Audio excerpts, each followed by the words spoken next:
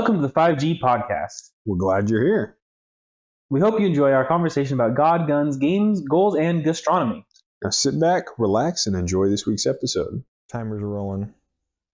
We are good to go. Got so much to talk about. Busy week. Busy. Business. First order of business. Trump 2024, baby. All right, Trevor has officially come out and where I am coming out of the closet. endorsing Trump for president. We're actually sponsored by Trump. by Trump 2024. That would be cool. Hey, But- if any super PAC want to, shill out some money. Hey, there's only a couple days left. That's all I'm saying. This is going to be the big push you need for Maricopa County, or yeah, I guess I don't know. The majority of our viewers are probably technically Maricopa County. Are they? I would assume so. Our family. Oh, that's fair. Yeah. That's very reasonable. But yeah. Comment below where you're from. And who Or you're don't voting if for? you're I don't know. Or don't if you're scared of that. Yeah. Also true. The internet buys. They're coming to get you. Anyone who wants to know where you're at already knows where you're at. So, That's true. and everyone else doesn't care. Also true. Election. I don't know. It's happening. Yeah, it's coming to you. My favorite, only because it's we don't have to dive into the political whatever. I mean, obviously we're. Anyway, I can't be friends with you anymore. my favorings aren't hidden anymore. I've already voted. You can't sway me. Can't sway me, Trevor. But from a video game side, that I think is funny. Trump at this point, I've heard a couple of people say like he's just farming side quests. Like he's kind of is. He's been the president once, and then he's been electioneering, campaigning for so long, and it seems like he loves campaigning because he likes public speaking. But his farming the side quest. I heard it with the McDonald's one, and then again this week with the driving the trash, the garbage truck. Yeah, and then he shows up at his rally like in the orange vest and everything. You're like, this guy just. It was very funny. He's just doing side quests. It was very, very funny. So I thought that was fun. Yeah, I agree. He was on the Joe Rogan Experience. He's been doing all yes, there you go. Yep. That's a big side quest chain. Yeah. Some people, that's like their goal in life is to get on the Joe Rogan Experience. Right? The last I checked was 40 million something views. Like it's pretty wild. Yeah. Well, on YouTube only. On YouTube only. Yeah. Right? Yeah. Yeah. It's pretty crazy how big that interview went. JD Vance, his running mate, was on as well. That was a fantastic. Trump's interview, I watched both of them all the way through. Oh, okay. I did not. So Trump's interview was good. I thought he did well, right? Yeah. Like it was a fine conversation. JD Vance I think I like JD Vance a lot. Yeah. Is my takeaway from both of the interviews. I probably wouldn't mind watching his because I know he's like he seems like a good speaker. Again, say what you want about the guy, but and he really came off as a regular guy. Yeah, that's cool. Like the first thing that they talked about were their kids and their kids swearing in public. That's kind of funny. And just two dads, just chatting. JD Vance was like talking about how he grew up with a mom or a grandmother whose language could make a sailor blush. Yeah. And it was just very, very funny. That was a good interview. They went like 3.5 hours or something like that. Oh dang, yeah. It was long. It was very long. But it was worth the listen. 2x speed because I can't. Oh no, yeah, obviously. Yeah. Not offended. No. Watch everything at 2x speed. Everything in life you need to, except for like lectures. When I go to a streaming service and I can't speed it up, I'm like, oh, I have to watch this at normal speed. Or like you ever gone on like Twitch?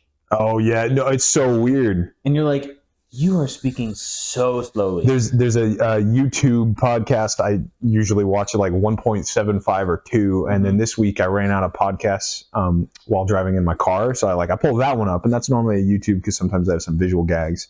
So I'm listening to it in my car, and as a general rule of thumb, I slow things down in my car so I can pay more attention to the road or whatever. I don't have to pay as much attention to the podcast, so I just had it at like normal speed, and I was like, are these guys drunk? Like the two guys on the podcast, I'm like, they're talking so slow. It sounds like they're slurring their speech to me, like they're drunk, because I'm so used to hearing everything fast on podcasts, on my media. Yeah. I'm the bizarre. same way. I'll listen to like Jordan Peterson. Oh yeah, 2 times And on 2 times speed, and then I'll see like a clip of or something, and I won't have it on 2 times speed. And I'm like, oh wow, he takes a lot of pauses. All right, come on, let's get to the point here. Well, and then even I went and saw him live. Was that this year? Earlier this year, yeah. Yeah. Like in spring? March of... Yeah, I think it was around Easter, I remember. Yeah, anyway, it doesn't matter when it was. And seeing him live was not bad, but like there was moments where I was like, this is beginning to be an awkward silence, but I know you're thinking. You know? Yeah. Whereas like, I mean... he's not following an exact script, obviously, so it's... No, and it wasn't more than like 10 seconds, right? Mm-hmm. But like 10 seconds is like... That's a long pause. A decent pause, yeah, like a long pause. So anyway. Yeah. Both of those podcasts, definitely worth the listen. That's cool. Yeah, I might enjoy that. Same as you. I'm kind of vibing with JD Vance. I honestly wish he was the candidate. 2028 probably, if things go well. Man, let me tell you, I think he will make a formidable president. Especially, I think he resonates a lot with the young people because he's under 40. Definitely. Yep. And so like, it's cool for the conservatives, right? The Republican Party as well, to like show a candidate that's young, because traditionally, and not Mitch McConnell turtling himself to death. Yes, exactly. We don't have any like young guys as the face of the Republican Party. It's always been seen as like old white guys, which, like, to be fair, yes, but yeah, it's cool that's like, oh, there's like a younger guy you can kind of resonate with. He's more. He plays Magic the Gathering. He's more in tune with us. What did I just see? I saw a post on Reddit. The article. I don't even know if this was real.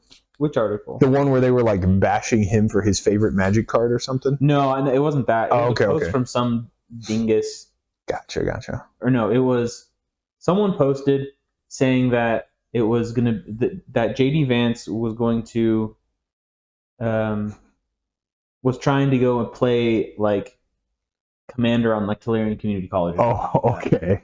Which, first of all, would never happen because I think Tulare Community College is like not way far left, like communist. No, but like far enough left where they're probably not super big fans of anyone on the Republican side of the spectrum.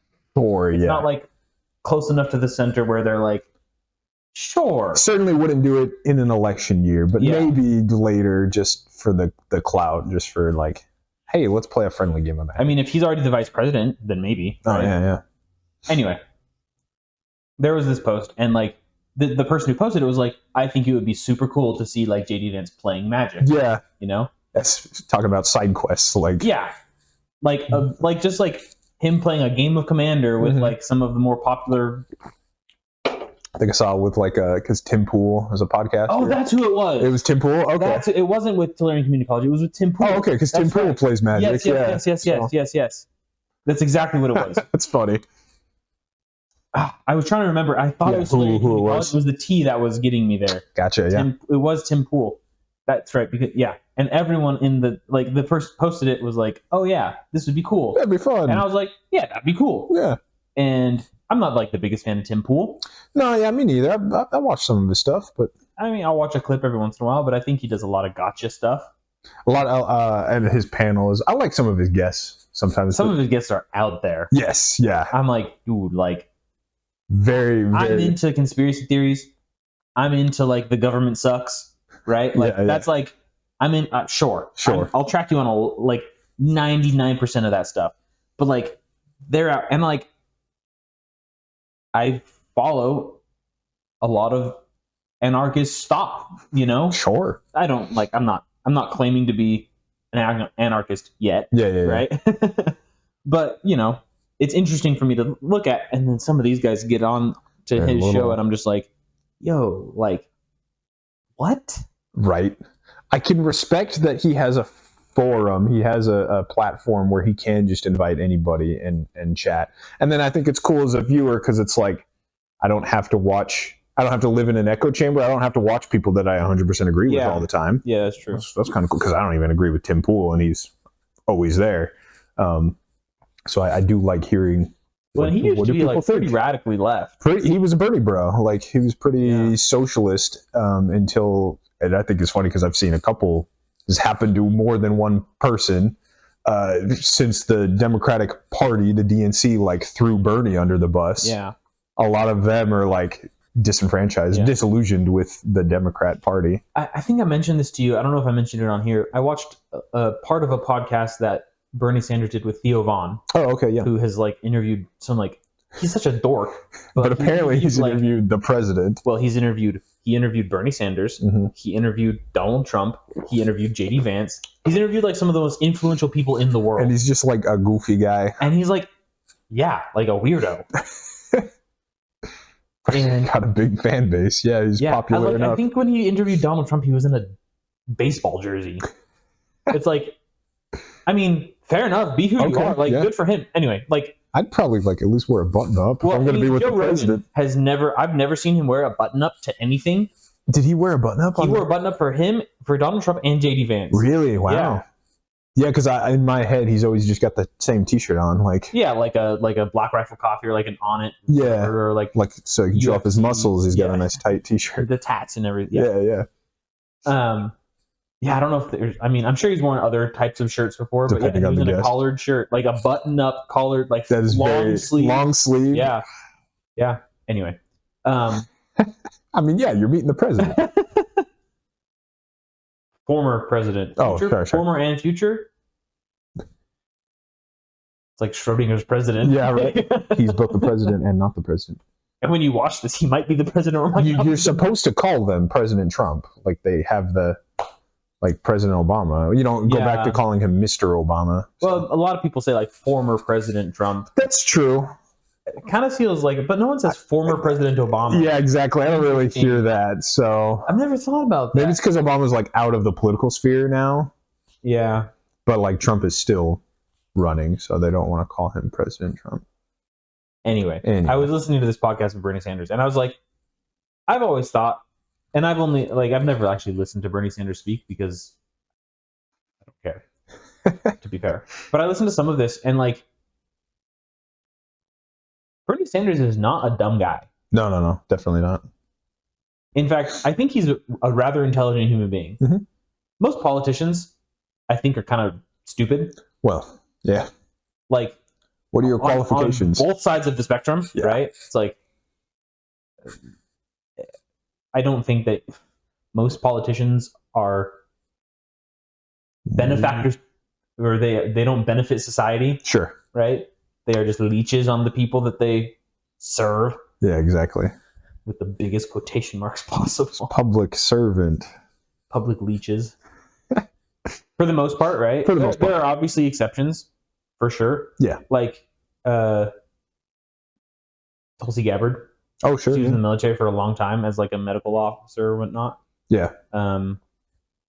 There's a lot of them who have like never worked a day in the private sector in their life. Like they don't.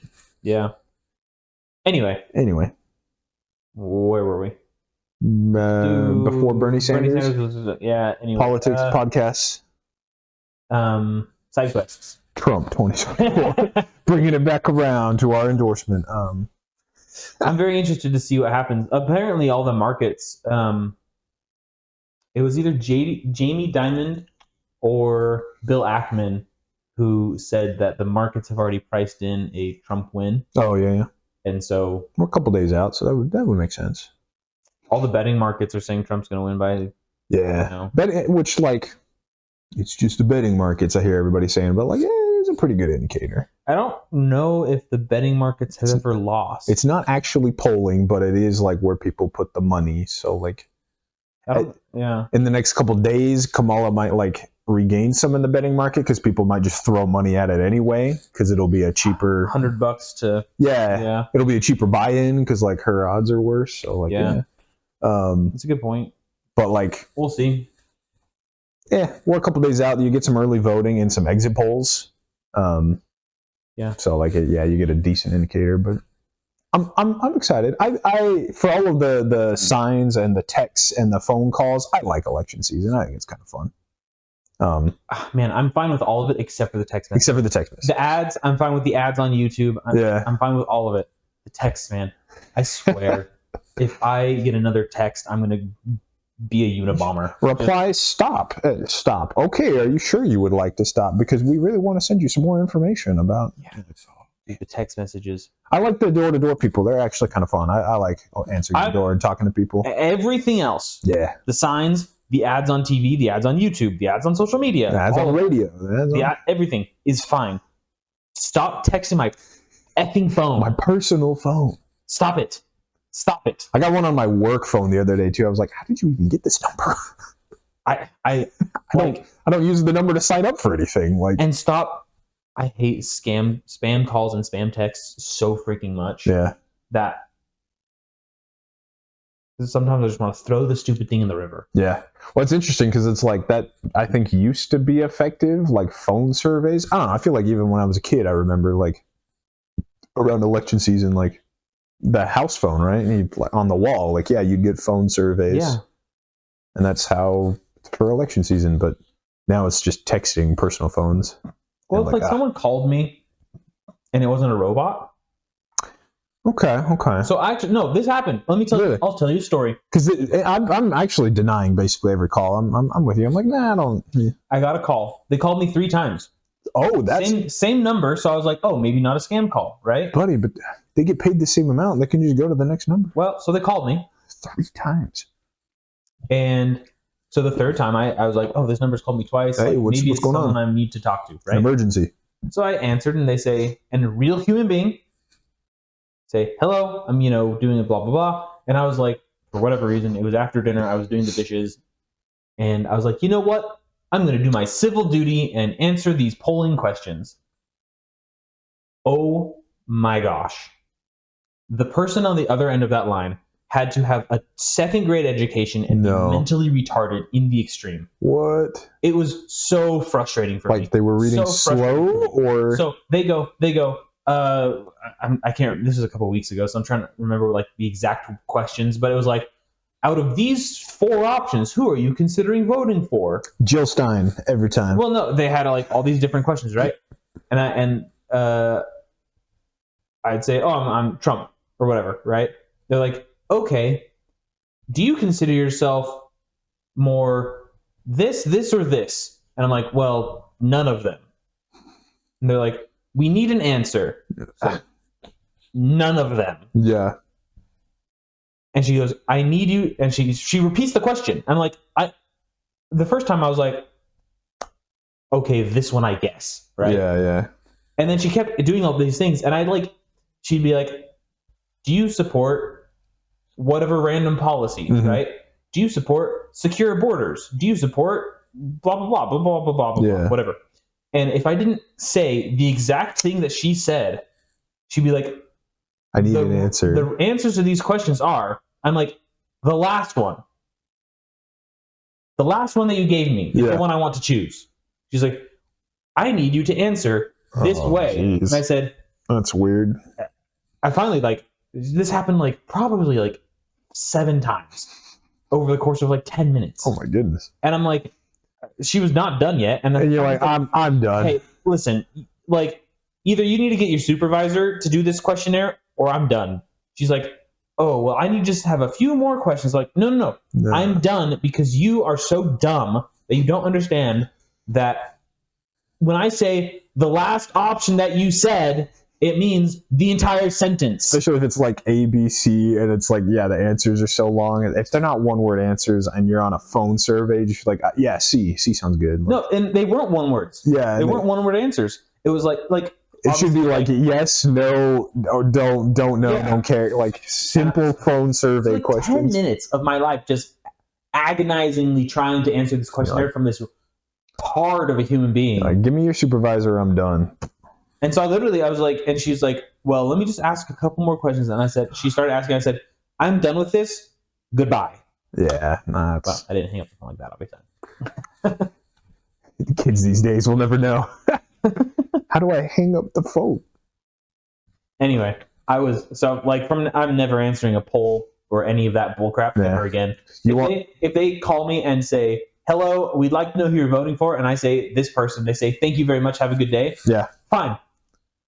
That's really interesting that like at a phone they feel like they can do a longer survey because you're captive. The ones I've had at the door are always like 3 questions. They're always very short surveys, and they're nice, they're amenable. I say, hey, do you need a water? And then send them on their way. Like I haven't had one come to the door. Yeah, I've had at least 3 this year. Really? Yeah. And so it's short question, brief little conversation. Oh, hey, how's it going? Like, oh yeah. I have no problem with people coming in my door. Yeah. To like do that type of thing. Yeah, yeah. No. Unless you're a Jehovah's Witness, no. No, even them. I have no problem with any of that. Soliciting, sure, whatever. Yeah. Why not? I respect the hustle, honestly. Like, especially Arizona. Yeah, for sure. Before this week, it was like 100 degrees outside. So yeah. I was very frustrated. Pollsters suck. Yeah, when you're captive on the phone and she was so dumb. That's rough. She was so dumb. It was such a frustrating experience. But you did your duty, Steven. You provided accurate polling responses or something. It'll all be over, and then you wait 4 years. No more politics for 4 years. I mean, I'm okay with politics. Like, I'm fine with that. In fact, one of the people at church, he works for super PACs. Oh, okay. Giving them sentiment data. Yeah, interesting.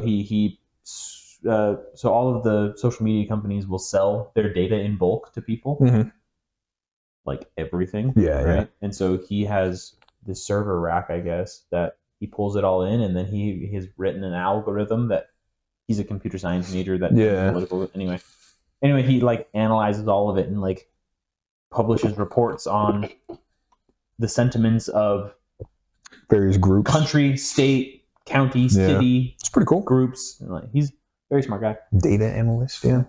Anyway, on other news. Video games. I'll start with a brief topic because I thought this one was funny. The Vatican revealed their anime mascot this week. Did you hear this? Was that okay? So it's a real thing. It's not a joke. Okay.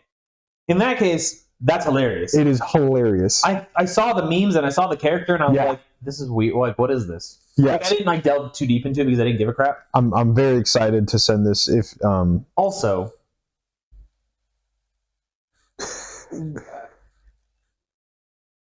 why not choose like a crusader? Well, so that's, I don't know, because they let all the memes do it instead, I guess.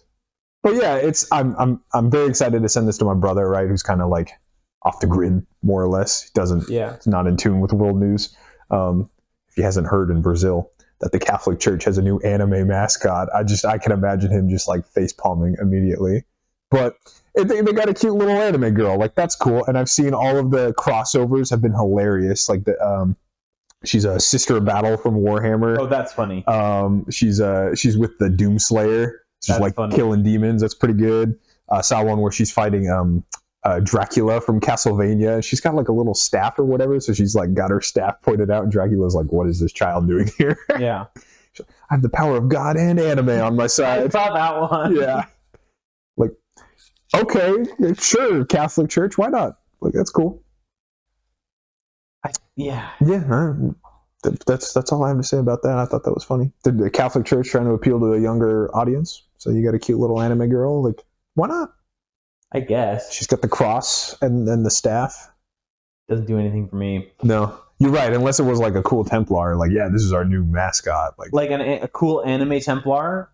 Like, that'd be pretty dope. So you're like, oh, people can like cosplay, like dress up, like Crusader. You didn't really watch Seven Deadly Sins, did you? I saw the first season or two. Yeah. Did you Escanor? I know of him. I've seen pictures. Of Pride. Like, if you had some guy like that, just like a big with like muscular the old Vatican cross on it. Yeah, big shield. Big that'd be cool. That'd be pretty dope. But they're trying the younger audience. I mean, I don't know any young dude who's like, that's dumb. I want this cute little anime girl instead. Yeah. It's like, I don't know. A little girls. She's kind of got that like Hatsune Miku face and the blue hair, like yellow jumper type. Yeah, she's got like a rain jacket on. Yeah. I wonder if it's supposed to be like the Vatican robes. Oh, maybe Yellow Vatican robes or something like that. Yeah, because it's just got the hood up. It's like I don't know. I don't know. Oh, it's fun. It's interesting. It's very interesting, and the like, you think it's a joke when you see the Pope sitting next to a little plushie. Do they have plushies? It's a plushie, yeah. That's hilarious. Yeah, he when they unveiled it, he's at his like stand, the pulpit or whatever, and he's got a little plushie next to him. What is that conversation like with the Pope? Yeah. It's like, hey, Francis? Is that the Pope? Hey, Francis. Pope. Pretty sure. Anyway. From Argentina. That's all I know. Hey, Pope Francis. We're trying to reach a younger audience. We would like to introduce to you Catholic girl. Her name is Luce, which is Latin for light. Oh, that's pretty good. Yeah, and it's translates really well. Yeah. Yeah. So we've got Lucy. Lucy, yeah. The girl of light, and she is now our mascot. It's like, I approve. Like, what is the Pope like? Does that even go up to the Pope? I mean, I think he's the one who like did the official reveal. So I would assume he had to approve it at some point. I don't actually know how it works. Or the Cardinals all had to vote on it. The explanation, like, how do they explain that to the old Pope? Yeah. It's like, okay. Like trying to explain Vocaloids to your grandpa who lived during World War II. It's like, you're telling me these Japs are now online? You're telling me they can infiltrate my house through the internets? and they're making music. So Pope Francis, I don't know if you heard this thing. Say Japs, is that? I personally think so. I don't know. I don't know if that's a derogatory term or not. Historical context. It was a character that I was playing. It was direct quotation. It's like Robert Downey Jr. in Tropic Thunder. The Tropic Thunder. It's totally allowed. What do you mean, you people? Yeah, so there's this thing called anime, and we would like to appeal to a younger audience. And the Pope is like, sure, whatever. Honestly, I don't know. All the memes have been great. All the crossovers. Yeah, I've not seen anything like bad about it. Yeah. But I think, and this is a sentiment I share across all religions. Ah, yes. Because there's only... They should all have anime mascots and then battle to the death? That's pretty dope. I would watch that. I would watch that animation. Absolutely, yeah. The Mormon one is just Joseph Smith throwing rocks. Yeah, there you go. Yeah, the Jew one might be a little bit too topical if we animate him going to war.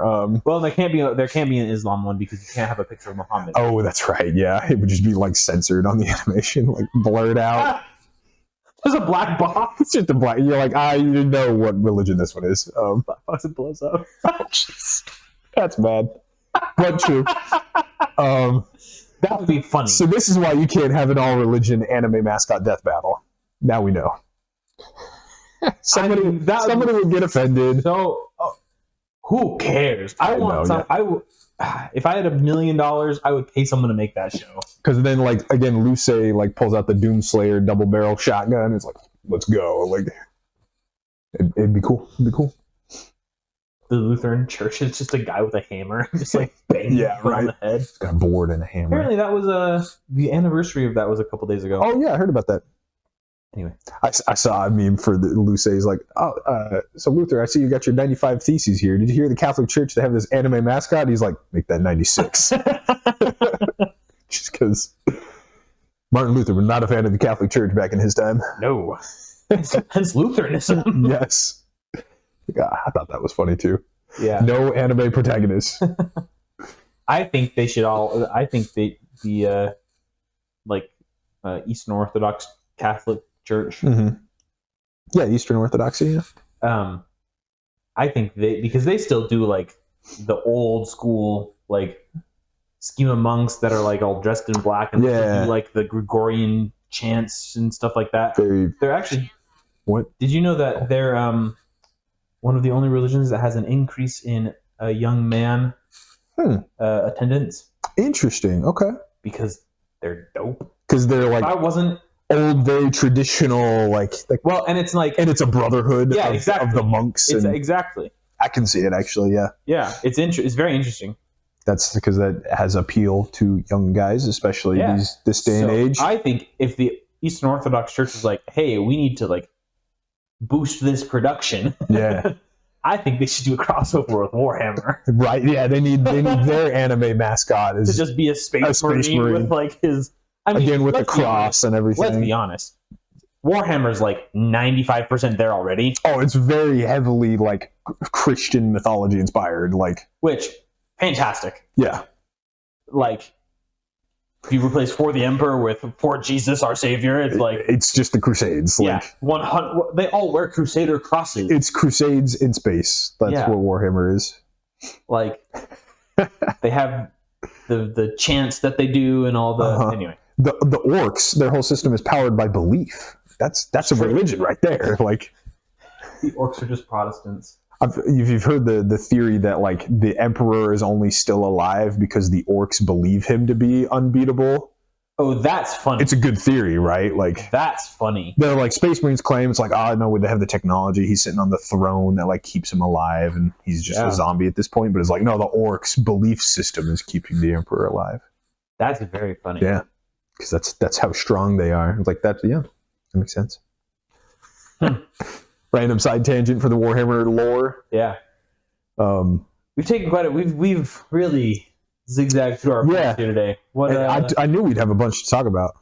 Yeah. It was a busy week. The video games, I wanted to do that one as a positive. Yeah, no, I think it's cool. I think it's it's weird. It's weird. I will say, not on the top, like my bingo card did not have that on it. No, definitely not. Which honestly, my bingo card didn't have like 90% of the things that happened this year on it. Gotta throw the bingo card out. For real. Dragon Age. We gotta talk about this. I'm flabbergasted. If you haven't heard, if you're anywhere in the gaming sphere, you probably have heard, because it's the next AAA flop. Dragon Age. It wasn't as bad as the other ones, though. It's not. It's not as bad yet, because they spent a lot of money on advertising. Compared to some of the other flops where they were like out of money by the time the game released. Yeah. Dragon Age: The Veilguard is the next game in the Dragon Age, so it's like Dragon Age 4 technically. It released, so it's in the hands of the public now. The past couple of weeks, there were like all the critic stuff, and they're like, I'll wait till it's actually in the hands of people. Yeah, I don't even know where to begin. It's been kind of fun, like, I don't know, farming all the content, just enjoying everything that came out this week, because it's pretty bad. It's pretty bad. For someone who is a Dragon Age fan and remembers playing Dragon Age Origins, the first one, when I was probably 10, I think 12 maybe when that game came out, it's like, that was a cool game. That was my first glimpse into like a dark fantasy world. Sure. And it is kind of like Witcher. It is very dark fantasy. Really not designed for 12-year-olds. They even had some clothes-on sex scenes, and I was like, all right, yeah. Okay, yeah. Almost a movie. Which was funny, because back then that was like rated M, and now you have like Baldur's Gate with like full nudity. But yeah. Anyway, side point that might be semi-relevant later, because they kind of bastardize one of the characters from Dragon Age Origins. But anyway, cool game, dark fantasy, and it like, I don't know, the combat was cool. It was semi-turn based, semi like live. All the customization, everything was fun. It was a good RPG. Kind of had not a cult following. Like, it was BioWare. BioWare was big, and that was like peak BioWare. They were doing Star Wars Knights of the Old Republic. They were doing Mass Effect for their like original space story, the original sci-fi story, and then Dragon Age was their original like fantasy story, and so they started both of those series. Dragon Age 2 was also good. Inquisition was like, it was okay. I don't even know if I beat Inquisition, but it's been 10 years since that one. They've been working on this game, The Veilguard, for 10 years. And then we mentioned this before, it's not Dragon Age, it's not BioWare, it's not the game you remembered. And in fact, the biggest out of everything, maybe I'll dive into some of the woke stuff or whatever. My biggest thing is that it's not for the fans of the original games. At this point, it's for Fortnite. Because everything I've seen, it just looks bright and vibrant. It's not dark fantasy anymore. It's all happy. It's for 12-year-olds, actually. Now, not 12-year-olds who played the first game and loved the game series. want to see more of that world. It's a different game. It's a different audience entirely. So yeah, I watched a couple videos of it, and everyone has been saying that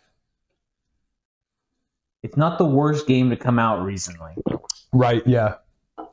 Like the combat's decent still. The game launched and it's mostly functional. Yeah, that's true. Right? Yeah. Like you can definitely praise a game when it like releases in a playable state. Which is ridiculous that you can even do that. Yeah, well, for AAA games. Because that should just be the standard is like, yes, the game releases playable. Yeah. Right. Anyway. The thing that I heard really sucked was the dialogue of the characters. It seems like AI wrote it. Yeah. Yeah. I saw a clip of one of the dialogue scenes when they're in a tavern or some bullcrap, and they're talking about it, and one of them is the misgendering. The misgen. I saw that one. My brother actually shared that one to me first. Yeah. It's what did he say? He said he showed it to his wife. And his wife said it looked like an HR training video, but with worse acting, like worse than an HR training video. Yeah. Oh, that's hilarious. I was like, that is actually very accurate. So then I said, yeah, it's like your oldest brother. Or you yeah, my oldest brother. Yeah. Really?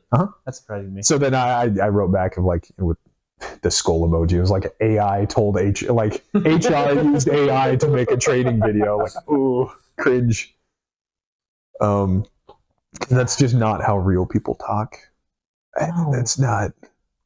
I heard adjacent to that, right? Like if they're really all friends, especially like male friends, you make fun of each other. That's how you bond. Yeah, for sure. And when especially guys, but like when you're making fun, when you're having fun with your friends, that means that you trust them. That means that you're open. Not like, oh, I'm so sorry, I misgendered you, and the whole scene was 2 minutes of cringe. It was ridiculous, but like that's like they all have their guards up, like they're not actually friends. No, like they're all wary. This is gonna put Steven on the "you're a sexist" list if I'm not already there. Yeah. But that's because the whole story was written by women. Yeah, probably. Who don't understand how guys work. Yeah, and who have never done push-ups. I don't know if you in that same clip. She does push-ups. I didn't see that. No, that was my brother's biggest complaint. He's like, there's clearly the motion capture or the animators have never done a push-up before because she's doing like tricep ups. Her hands are like here and her butt is way up in the air. She's not even doing real push-ups. Interesting. Yeah. That character they bastardized. From the first game, she's this badass pirate. Like captain, sexy femme fatale, really cool. 12-year-old self really liked her. Obviously, just 12-year-old Trevor had good taste. She was helping raise your sails. Is that? That's right. I'm like, you can captain my ship anytime. So you had to steer a rudder. Honestly, as a 12-year-old, I think she just had like cleavage, and I was like, nice. Every 12-year-old right, duh. But no, she was a cool character. Like even she was in number 2 as well. So I was a little bit more mature then, and I could understand and appreciate well-written characters. And sorry, I'm making myself laugh. No, that's fair. It is funny.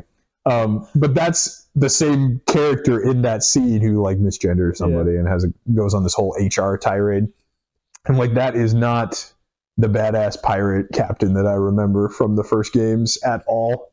So I texted that. It was a group chat with my brothers. I texted them like, that is not Isabella is the name. I'm like, and then like my other brother chimes in. He's like, wait, that's supposed to be Isabella? Like he had no idea that was that character from the first games either. I'm like, yeah. Are your brothers playing the game or are they just looking at the... No, so my oldest brother, I think he was mad because he was probably the biggest Dragon Age fan. He would have been 19 when Dragon Age Origins came out. Like that was peak fantasy RPG for him, and so I don't think he's getting it. Like again, it's not for the target audience of the people who played the first games. Like he might have been excited at one point. I think I'll have to talk to him about it. Like because he liked Dragon Age even more than me. But I don't. Yeah, it's not interesting. Not for them. Not for us. I'm not that type of gamer anyway, so like I wasn't gonna ever get it. Right. I did hear that financially it's not going to be successful only because they sold 10 years in development. 10 years of development, and they put like $200-something million into it. Jeez, yeah. With the advertisement as well, I would believe. Yeah, that's the estimate that I heard. It was $200 million, and they have not sold enough copies to. No, I think they got to like $66 million in sales. Woo. So. That's not enough. Yeah, maybe maybe there's more in console I think sales. on release, it only had like 25,000 people or 29,000 people playing it. Yeah, I saw Steam at peak got to like 40 or 50, which like is. Oh, was it that high? I think so. Yeah. When I saw it, it was. Which is good, but for a AAA game studio that's on release, 200 million, and you have a long extended weekend. That's not great. Yeah. So like, if it's. And there's console numbers too, because Dragon Age is a game that works pretty well on console. Wait, that can't be right. Like 40, 50,000, or what can't be right?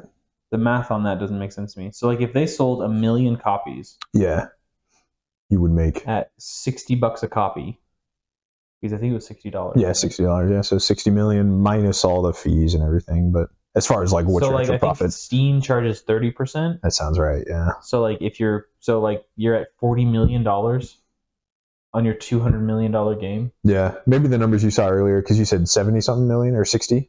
Maybe they were calculating some console sales as well. It must have been. Yeah. Yikes.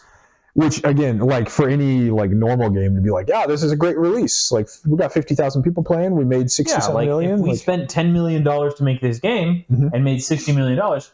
Awesome. Even if it took 10 years, that's a great ROI. That's a success. If it was fantastic ROI, any indie game developer, but BioWare is supposed to be a AAA game studio. Yeah. And it's rough. So I'm curious if there's this macro trend in the gaming economics currently, right? Where AAA games have these exorbitant price tags of production, right? And then they're selling them for $60, $75, $135. For the premium editions, yeah. Whatever. Let's just call it $75, right? Average. And they are just not selling enough copies to like... They're selling a decent number of copies. Sure. But like someone just didn't run the math. It's not enough. Because it's like not everyone is going to produce a GTA 5 level game. And the expectation should not be such. No, yeah, as well as like your target audience. Like, well, and not even like that though. It's like, okay, like what are like the sales for this type of game? Like the best of this type of game, what are the sales? Are we going to beat that? Baldur's Gate 3 in recent history. Well, sure, right? Like, but like, okay, what are the sales of Baldur's Gate 3? Oh, geez, right? Insane commercial success. So like, did it surpass $1 billion in sales? No, yeah, not even $1 billion though. And did it surpass 500 million? No, I think it probably got $200 to $250 million. Yeah, $250 million, which for their size studio was a huge success. Sure, right? Yeah, this is what I'm saying. Yeah. So if you are a AAA studio and you're going to sink $200 million plus into a game, and you should have scrapped it then. You don't think you can beat Baldur's Gate 3 or get close to it. Yeah, you got to look at the ROI, as you said. That's geez Louise, man. You're spending $20 million a year for the chance to be better than a comparable game in the market already. Like, yeah. And they were able to produce that for $30 million. Yeah. Or whatever. I don't know. Very cheap. Yeah. So it's like, geez, man, what are we going to... Yeah. Yeah, and it's been long enough you can't even compare to like their last game, Dragon Age Inquisition in 2014. Like, okay, we need to do better than that game. I'm like, oh, it was 10 years ago. Like, you should be able to do better than that. Hopefully, yeah. Hopefully you have a bigger audience because you can get all of the same fans plus more, but you're right. And the games, honestly, recent games have not been able to beat those 2014 to 2017 games. Good years in gaming, absolutely. Like, I'm even thinking of like the shooters. Yeah. Like the first person shooters is like really, what is the difference between this new Battlefield or Call of Duty 6 that just came out? Yeah. And the 2015 Call of Duties. It's like Call of Duty. It sells well. It always will. Sure, right? Yeah. I'm not saying anything against the sales, right? But yeah. Separate conversation in terms of like the quality of gaming. And, moving the gaming industry forward in terms of quality and everything like that, artistic style and everything like that. And it seems like we're moving backwards in artistic quality. Yeah. And these are generalizations. Obviously, there are going to be games that are just absolutely gorgeous. Sure. Feels like we're moving backwards or sideways in artistic quality. It feels like we're definitely moving down in storyline for the vast majority of games. Yeah. We're moving downwards in not only storyline, but like dialogue and interaction. Sure, yeah. Quality on release has gone down, in my opinion. Genuinely. Like, and I'm even like Counter-Strike. It's like CS:GO for like months into CS2 being released, still had more players than CS2 on private servers. Yeah, right. Because CS2 sucked. Yeah, on release, it was like unplayable.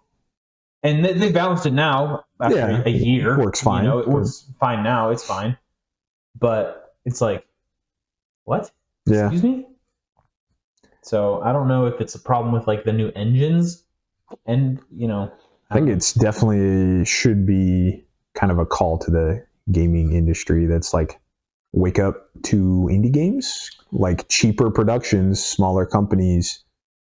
And then you can your churn through is faster, right? Like you can hire a team, make a game in 2 years, sell it, release it, fire the whole team, end the whole company, start a new one or whatever. Like maybe not quite that drastic, but basically that drastic of just like cheaper production costs, shorter development cycles, get the game out, sell it. And maybe you have a little live service. You got to do bug fixes and patches and whatnot, but then make a new game again. But your live service team should be like 3 people. Like. And then maybe you outsource, I don't know, some automation for some stuff. But yeah, like. Yeah. It's crazy. It is. I have one more interesting note that I thought was funny. Dragon Age is an RPG role-playing game that's always been prided on like your choices mattering. So you could carry over your save files. BioWare did this for Mass Effect too. You can carry over your save files from game to game. And that affects the next game, and it's like big story beats. It's really cool. That is cool. Because Mass Effect was different because you played the same character in the whole trilogy. This one, your canonical characters show up in the later games, which is cool. So they have like the first one, you were the Warden, so like you can meet the Warden in a later game, and based on your save file, based on the choices, is affected the story of the new game. It was really cool. BioWare, known for their storytelling, their story writing. In this game, you can't carry over. You can carry over your save file from Inquisition 10 years ago, but like it really doesn't affect anything. So people are like, again, original fans of the series are like, what? And then the other thing I mentioned, this is not dark fantasy. It's all kind of happy-go-lucky, bright colors. You can't really be evil in Dragon Age: The Veilguard. Like you don't really have evil choices. Mass Effect had a Paragon and Renegade, whereas like the good guy and light guy. The Star Wars games had obviously dark side, light side. And it was really cool to be an evil guy sometimes, or be a good guy. Like you could experience both sides of it. Mass Effect was great because you get little like quick time events in combat. It would like flash the Renegade symbol, and you had to like press right trigger or like right mouse button, and then you would just like punch a guy in the middle of combat. It was cool things like that. This one, you can't really be evil. And so I saw somebody compare it to Baldur's Gate 3. They're like, Dragon Age pretends to be an RPG where your choices matter, and they really don't. You kind of just have to follow the plot. Whereas in Baldur's Gate 3, a comparable game, you can literally, within like 30 minutes of starting the game, you can go to the nicest character, the nicest party player, or party member to join the team, and lop her head off if you want to. Yeah. Like, you can just... Your choices matter in an RPG. People want to escape into a fantasy like that. You can be whoever you want. You really can't in this one. So, not to jump on the train of bashing Dragon Age: The Veilguard more, but it's just not a great game. It's fine, but it's probably not great. Well, another one bites the dust. Yeah. Yeah. Jeez. Fantasy games, am I right? It's sad that people. It's sad that this happens to games. Yeah. Maybe the problem is game franchises just need to die. Yeah. People like holding on to the like. I don't know. I don't know if that's an answer. Just a thought. Just a thought. What else did we have here? Transition to a lighter topic. You got some recipes? Oh yeah, I do want to hear. I've been crafting. Okay. I've been in my alchemy lab doing things. Give me some gastronomical advice. So, I make this cheesecake. You've had it. I've had your cheesecake, goat cheesecake. Yes. So, if anyone wants to have the best cheesecake ever, what you do is you use whatever cheesecake recipe you like, if you have one that you like, and then replace just 1-for-1, 25% of the cream cheese with that same quantity of goat's cheese. Goat cheese. Normal goat's cheese that you can buy in like the log at your local Kroger, Walmart, whatever store, right?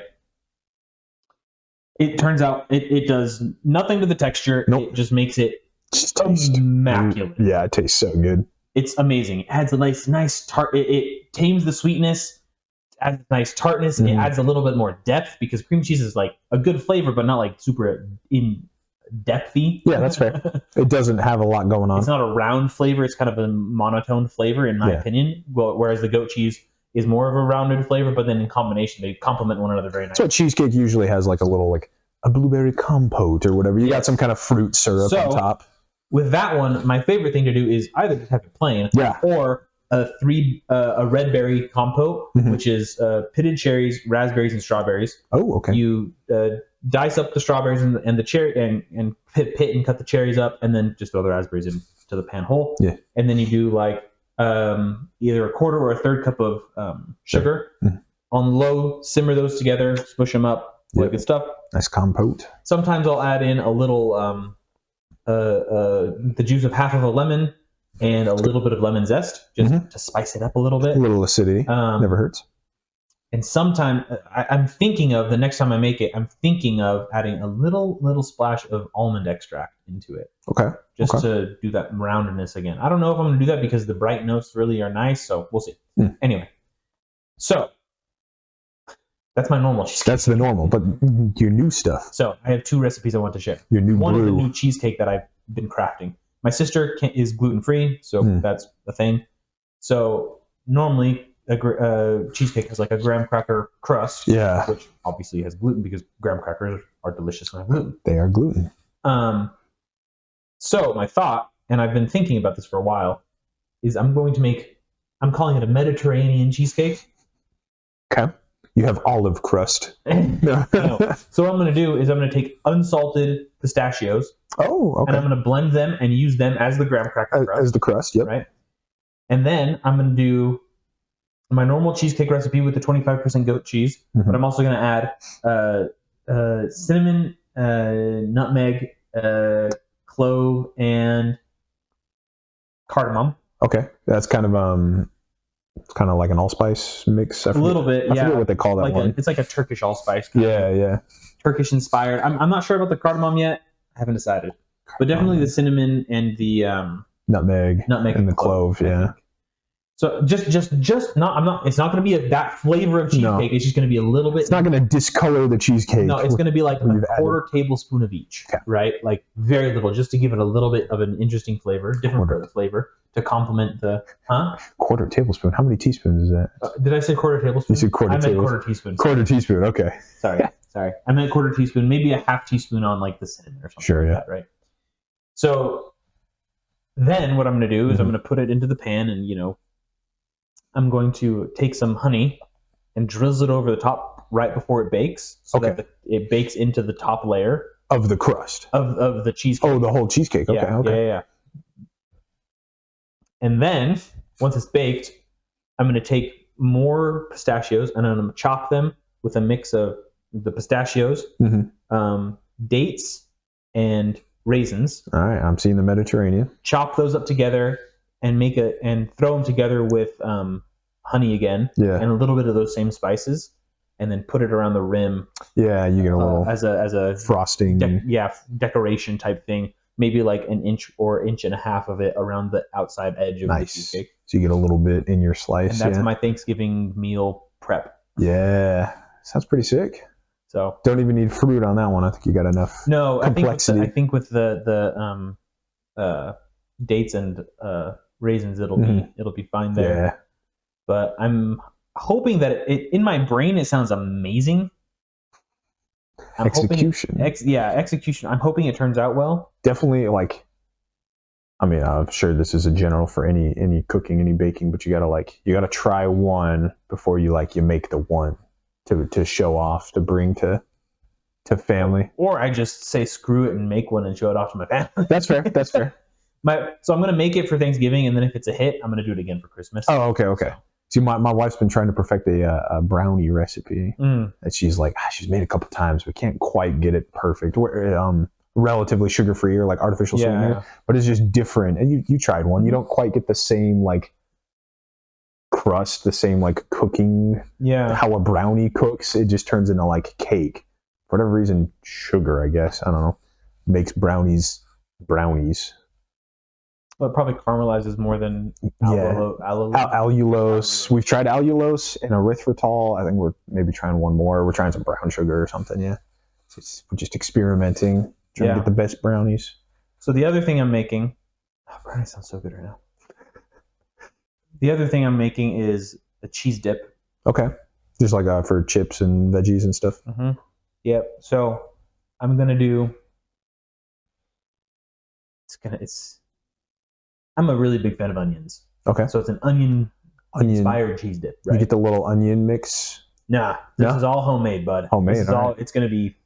Homemade onions, caramelized. Homemade onions, yes. I'm going to sculpt them out of the oven. No. So it's going to be 50% cream cheese, 50% goat's cheese, because I feel naturally. I just love goat cheese, first of all. And also, mixed together in a dip is good. And you're going to have extra goat cheese anyway. So. Probably. Yeah. Actually, probably not. Oh, okay. Because they sell 8-ounce logs of goat's cheese, and my recipe for a cheesecake takes 4 8-ounce things of cream cheese. And so you just do 1 log of goat cheese. So I'll probably just buy 3 logs of goat cheese, and then anyway. So 50% cream cheese, 50% goat cheese, and then mix those together with a mixer, and then that kind of, if it's not warm, is kind of thick. Yeah. Right? Too thick to mix to scoop dip with a chip. Yeah. So I'm going to add a little bit of whipping cream in there to whip it all together. I see it. And then red onion, shallot, and leek. Oh man, the onion trio. The best onion trio. The family of onions. All of those chopped up. The leek and the shallot are going to be, the leek is going to be sliced. The shallot and the onion are going to be diced. Mm-hmm. Mm-hmm. Then they're going to be caramelized. Caramelized, yeah. And deeply caramelized. Yeah, right? Like black. Nearly. Oh, okay. Right? Yeah. Probably some of it will be. Not crunch in your dip, but... No, but good. Yeah. You pull out all of... Super low heat, You come back, you check on it in 30 minutes. An hour. Yeah, probably an hour. So I've done something like this before, so I've done something similar, but yeah, it took probably an hour and 20 minutes for the onions to all steam out and cook down. Yeah. And everything. It's super low heat, right? So, anywho, then it's going to be some salt, a little tiny bit of cayenne pepper in there. Oh, sure. And then some fresh chives mixed in there at the end.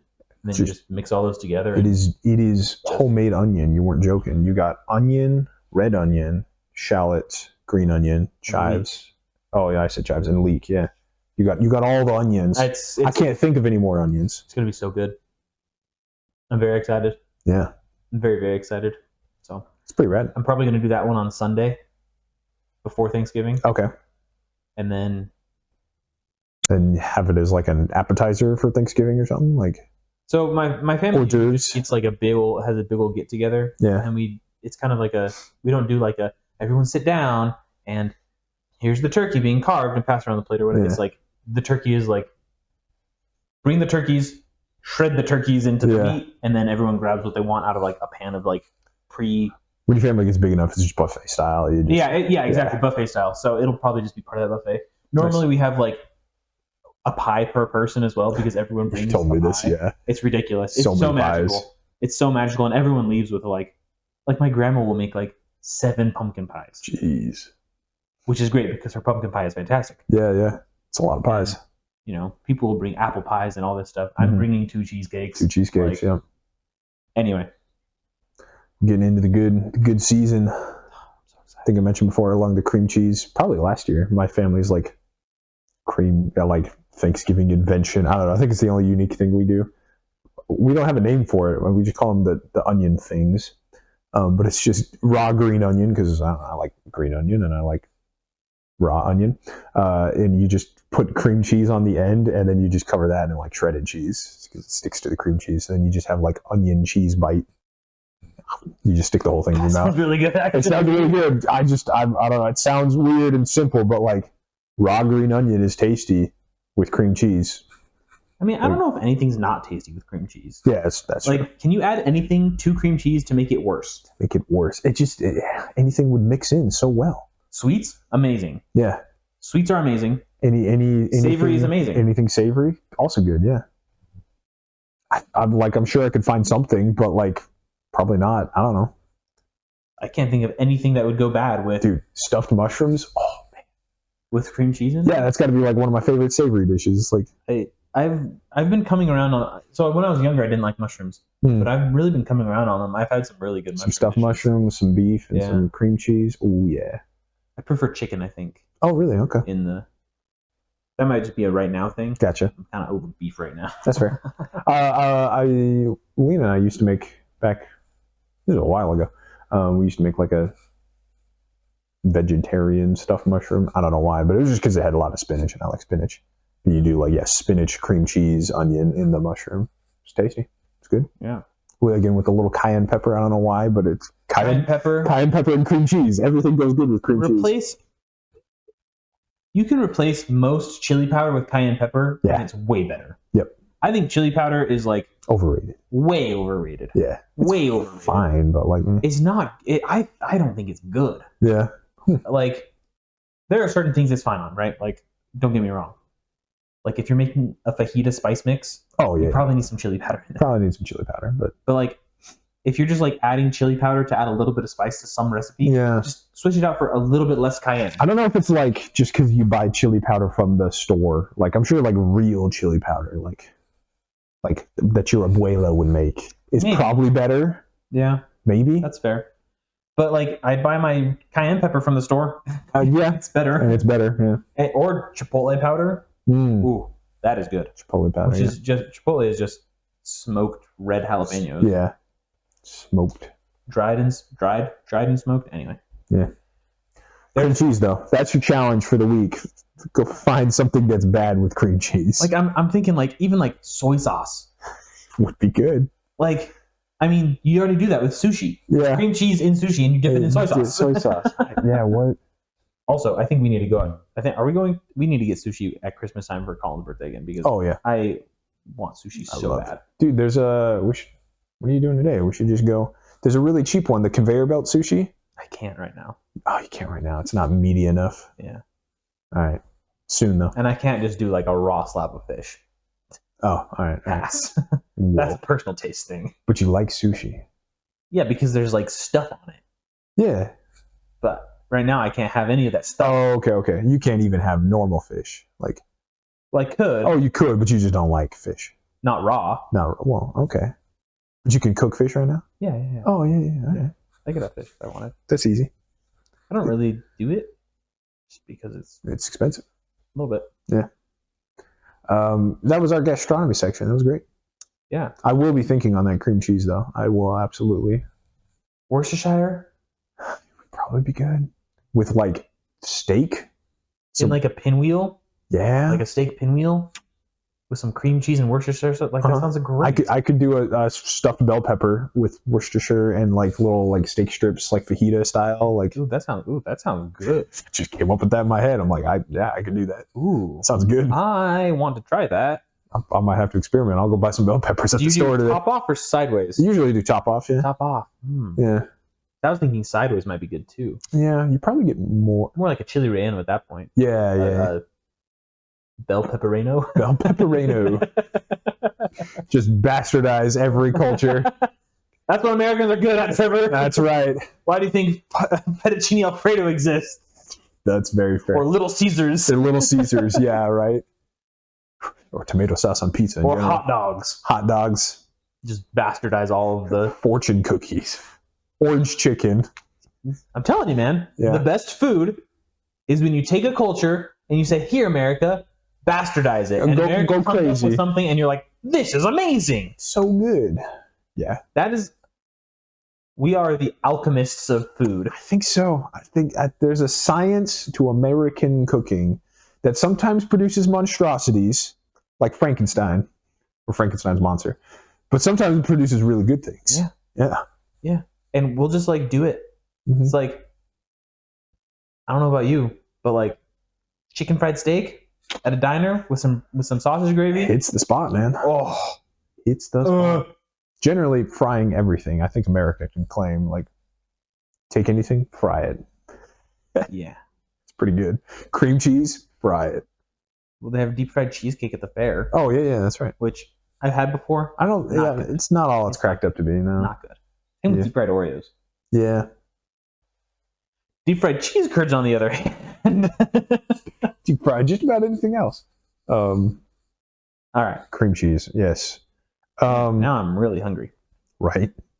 That was cool. What do we got a few minutes left. We can I think we can say magic cards for next week. I think all of the reveals will be out next week for the next set. Cool. I do want to talk about Vampire Survivors, man. Yeah. This is a good indie video game. Very good. It is addicting.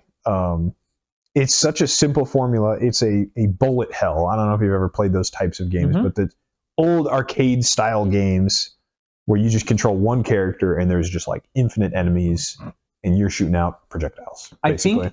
I think the original bullet hell was Asteroids. Probably, yeah. I think they would have evolved from that in the arcades, yeah. I mean, it's a bullet hell type game. Definitely, yeah. Enemies are coming towards you, you're shooting projectiles, yeah. So it's like a little bit of reflex, because back at the arcade you had the joystick, so it's like there's some hand-eye coordination, and then this game, Vampire Survivors, kind of added like a little RPG element onto it, where when you level up, you get different weapon options, which is really cool. So you can get different projectiles, and they do different things, and they evolve in different ways. You also have passives to affect your characters. You get to pick which character you want to be beforehand, because they all have different little passive bonuses and stuff. Yeah. And some of the games get just wildly ridiculous. I can show you a screenshot. I am 49 minutes into this game. You can't even see what's going on the screen anymore.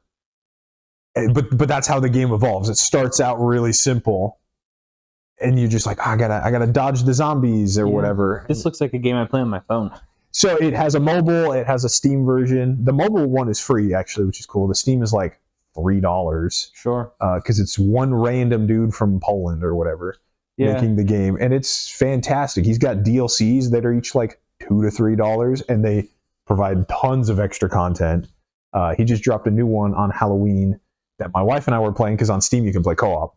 Oh, that's super cool. I think it's even up to 4 players, honestly. Wow. If you just have 4 controllers hooked up to the same computer.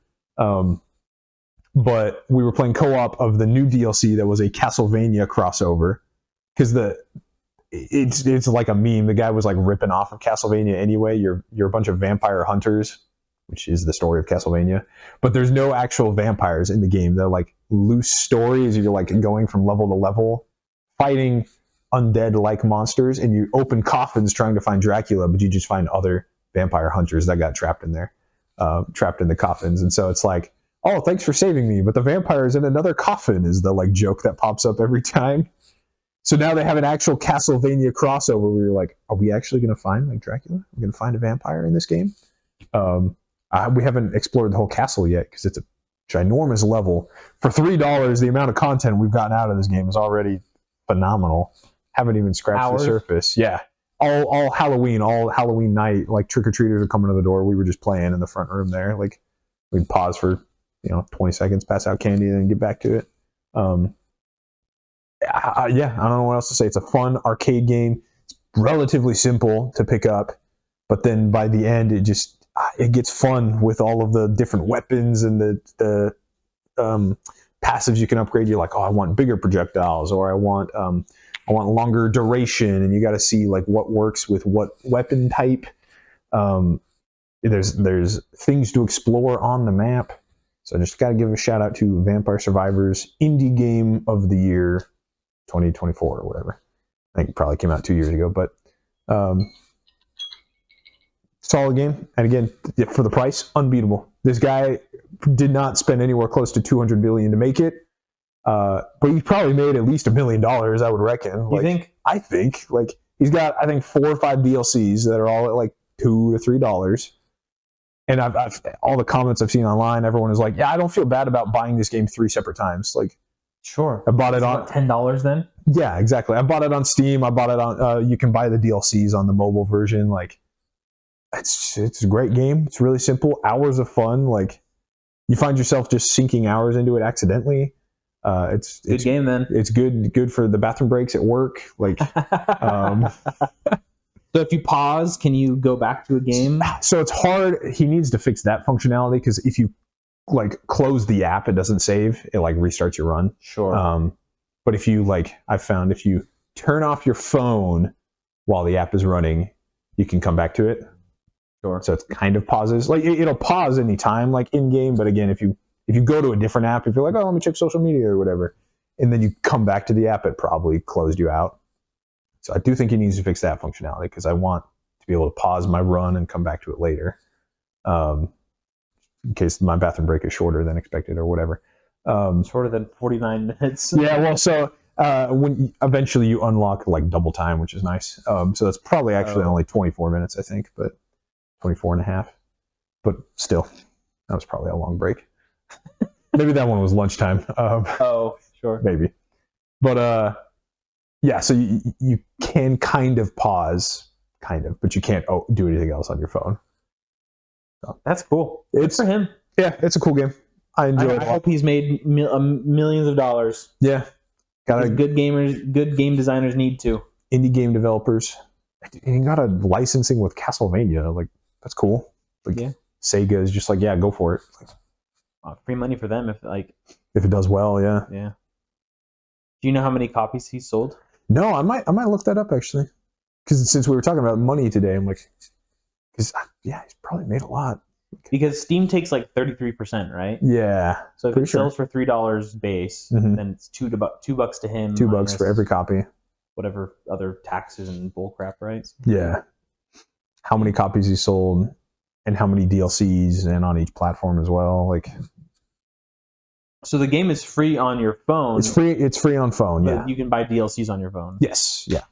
So my wife's got a couple of the DLCs on her iPad, and she plays on. And then we bought the main game and the Castlevania DLC on her Steam. So it doesn't have cross-platform. So you don't have to have all of the DLCs. You don't have to have all the DLCs. No. The newest DLC. Nope. If there's like a DLC, you're like, I want to play that one. You can just buy that. You just buy that DLC. Map and stuff. Yeah, separate maps, separate characters, separate weapons. A lot of the fun in the game is trying to find the weapons, and they usually evolve. It's kind of the like RPG. They evolve with like either another weapon or another passive that like pairs well with them. Mm-hmm. So like, what's a good example? See if I have one here. A bullet hell that's very similar to that, where it's like you can get like a Molotov cocktail that you can throw. Sure. And then you get like something that like increases the range of your weapons. Okay. And now your Molotov cocktails are double as effective. Yeah. Right? Because they throw double as far. Yeah, there's one that's like a magic wand, and it'll just like shoot projectiles like pew pew pew at the nearest enemy always. Mm-hmm. And then if you get a passive that's like cooldown reduction, your little wand thing shoots faster. That's cool. And then if you level up your wand all the way and you have the cooldown reduction, you can evolve the wand to like infinite, like no delay. It's just a machine gun. Yeah. So a lot of the fun is in finding, there's this cool new weapon. Combos. What does this work with? Okay, the weapon crits, so maybe I need the bonus crit chance passive and see if that evolves. So all the DLCs have unique weapons and unique passives. Sometimes they pair with the base game passives, but they won't pair with the other DLCs. So they're all standalone. That's very cool. So the Castlevania DLC has added like 6 new like whip type weapons because all the Castlevania characters use whips. I'm like, most impractical weapon in existence. Totally. But it's cool new animations, and I'm like, okay, what would level up this whip? And some of them are just random, and I'm like, I never would have guessed that, but that kind of makes sense now. It's cool. It's cool to see. Yeah, I mean, good indie game developers, man. We need more of them. Need more of them. I don't feel bad about spending money on that one. It was only a few bucks, and I've definitely got my money's worth. So. For sure. Well, should we finish off with the card of the week here? Let's do it. All right. I've got one that I found quite interesting. It's maybe a bit rude of a card. Oh. It's a Titania's Song. A bit rude of a card. No, I don't recall. Titania is like the fairy queen in 4 Magic. mana enchantment. Okay. Green only. So 3 and a green. Mm-hmm. Enchantment. Each old card? Yeah. Funny wording.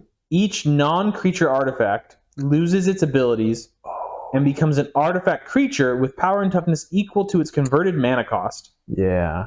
If Titania's Song leaves the battlefield, this effect continues until end of turn. That is so random. Oh my goodness. Yeah, this is... I don't even know what edition that is. Non-creature artifact. It's just like a fairy playing a lute. Yeah. With a little fox in her coat. That's kind of funny. But that's good. You can turn everyone's mana rocks into creatures. Well, and treasure tokens? Oh, treasure tokens are dead. Yeah, artifact tokens are dead. Or clues. Mm-hmm. Food. Blood, food. All the artifact tokens. All the artifact tokens and the 0 mana crypts, which just got banned. Unfortunately. True. But now you can kill Mana Crypt in not Commander. Yeah. Legacy. So it turns everything into creatures. Which, and it's an enchantment. So that's until this card gets removed. Yeah, it's permanent. Just 4 until mana. The turn after the card gets removed. Yeah. Which, I wonder if they it's such a weird clause. On that, because, like, that kind of breaks most of the rules. Yeah, to have a persistent effect after a card is gone. Titania's Song. Yes. They'd probably just put an like a delayed trigger, like at end of turn. All right. Oh, right. My Gatherer is still like in Spanish. A non-creature permanent. So here we go. Each non-creature artifact loses all abilities and becomes an artifact creature with power and toughness equal to its converted mana cost. Yeah. So they changed that. If it leaves the battlefield, this effect continues until end of turn. So that's still the name of the ruling on the card.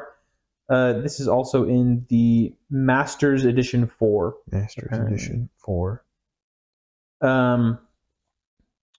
Rulings in a non-creature permanent that turns into this creature can attack, and its tap abilities can be activated only if its controller is continuously control that permanent since the beginning of its turn. Okay. Oh, it's Summoning Sickness, yeah. Yeah. That's the only ruling. Yeah, that's it. Simple but complicated. Titania's Song. Turn all the artifacts into creatures. Is there a way you can abuse that on your side? I mean, maybe, but you just get a bunch of like big vanilla creatures if you have like... It's really just mana rocks. Like 1, 2, 3 cost things are now creatures. There's a card that I have in the Raccoons deck that I built. One of the Raccoons does that on his turn. Any artifact greater than 5 mana turns into a 4/4 with a couple keywords. Oh, yeah. Indestructible. I saw that. Yeah, it was like a non-equipment artifact. Yeah. Turns into a creature. And enchantments, I think, as well. It's non-aura enchantments. Yeah, that's right. Yep. So, I mean... Yeah, but it definitely seems like it's more for hosing other players, because green has always been the anti-artifact color. Yeah. So that one you can... Although they're not good with board wipes. So you can turn all of their artifacts into creatures, so they're easier to kill. Well, but then, if you do that and then you do freaking an Exocrine Cannon. Yeah. Which is red, I guess. Is red, but Green would have a hard time. They would just be like, oh, now we can fight you in combat. That's how Green would do it, probably. But in Commander, you can get multicolors for sure. But at the bare minimum, in Commander, you're hosing all the artifact tokens, which is cool. Yeah. So yeah, it's only legal in Commander, Legacy, and Vintage. Yeah, it's old enough. So I like that they lose their abilities too, so they can't. I'm surprised it's not legal in Pauper. It's a common. It must not actually be a common, because old rarities were weird. Black. Can't argue with that logic. No, it's rare right there. It says rare. Yeah. Okay. Yeah. Right. Yeah. I forget when the traditional color system was developed, and then I remember when they added Mythic Rare in 2010, 2009. All right, old man. Yeah, I know. Back in my day, I remember when they added Planeswalkers. Yeah. And everybody hated them. That's way old. Yeah, 2008, I think was Planeswalkers. Yeah. Planeswalkers have been in Magic for longer than they weren't at this point, was the one stat I saw, I think, last year. So we'll have to talk about next week all of the upheaval about the Secret Layers and Universes Beyond. We kind of talked last week, just the news, but yeah, now there's outrage. Yeah. I don't know how to feel about it. Yeah, I don't know. Anywho, that's enough for this week. You guys got plenty. That's right. Extra hour, after hours. Extra 4 minutes or whatever. Yeah, probably. Alrighty. Thanks for watching. Thank you for watching this week's episode of the 5G Podcast. Make sure to like, comment, and subscribe to see more. And we'll see you next time. Thanks.